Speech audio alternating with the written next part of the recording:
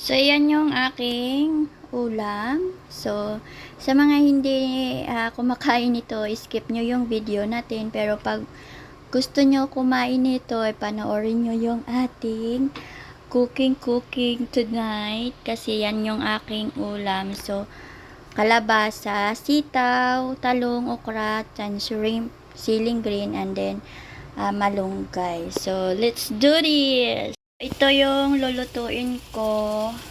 Laswa. Ito yung hipon. Yan, malunggay. So, nagisa na ako dito ng bawang at tsaka sibuyas. So, lalagyan ko siguro to ng kamatis. Wait lang. Yan, naglagay ako ng tomato. Kamatis. Ayan.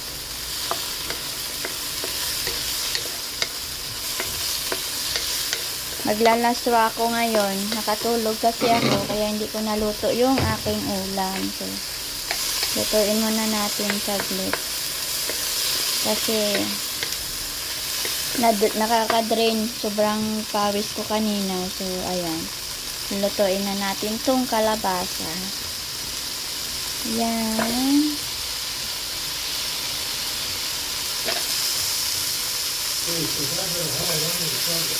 Ha? Oh, she goes to the room. Karina goes to the room. Okay. Now she knows. Karina knows that she's in trouble. So, ayan.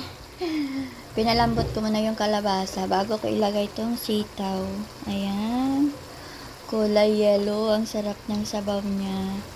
Panglalagay ko na to lahat. Ayan. So, ang lakas ng ulan ngayon at sigurado pag malakas yung ulan, uso na naman ang mga masasamang loob. Kaya, ayan, kailangan magdubling ingat tayo kasi di ba tag-ulan, masarap matulog. Tapos minsan hindi natin namamalayan yung mga akyat bahay gang. So, ito yung aking ulam ngayon. And then, lalagyan ko lang yan siya ng hipon.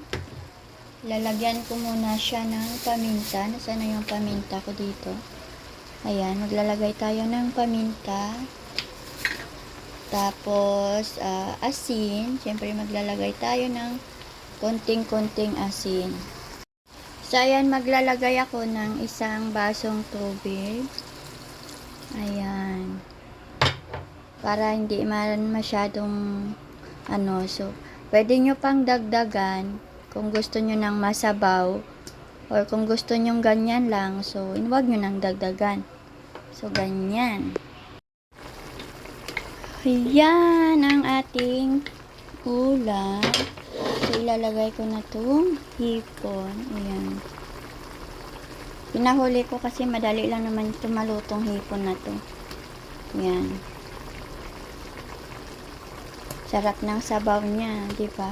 So, mayroon pa tong kalahati kasi baka hindi namin maubos. Dalawa lang kasi kami dito ng anak ko yung kakain nito. Si Kano naman hindi siya nito mahilig.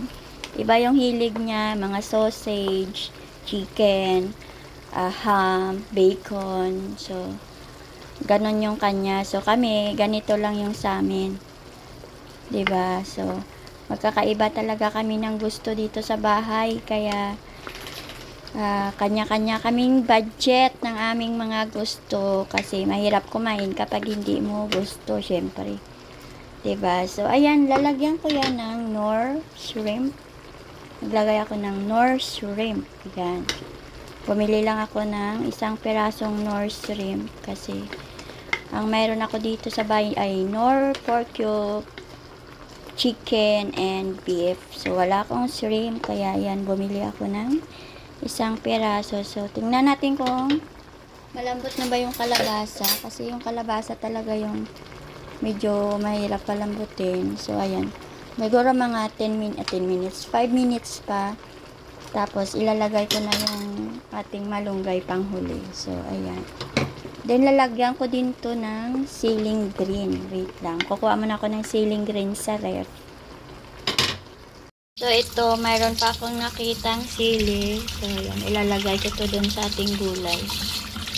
Ayan, lalagyan na natin ng sili.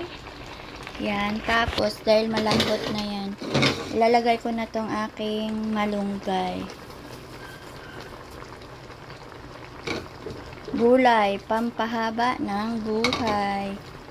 Ayan siya. So, ayan yung magiging ulam ko tonight hanggang bukas. Tamang-tama to kasi bukas mag-exercise na naman tayo.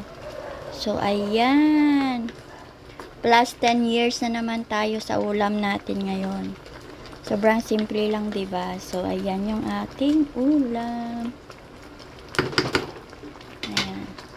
So, yan yung aking ulam. So, sa mga hindi kumakain nito, skip nyo yung video natin. Pero pag gusto nyo kumain nito, panoorin nyo yung ating cooking tonight. Kasi yan yung aking ulam. So, kalabasa, sitaw, talong, okra, shrimp, siling green, and then malunggay. So, let's do this!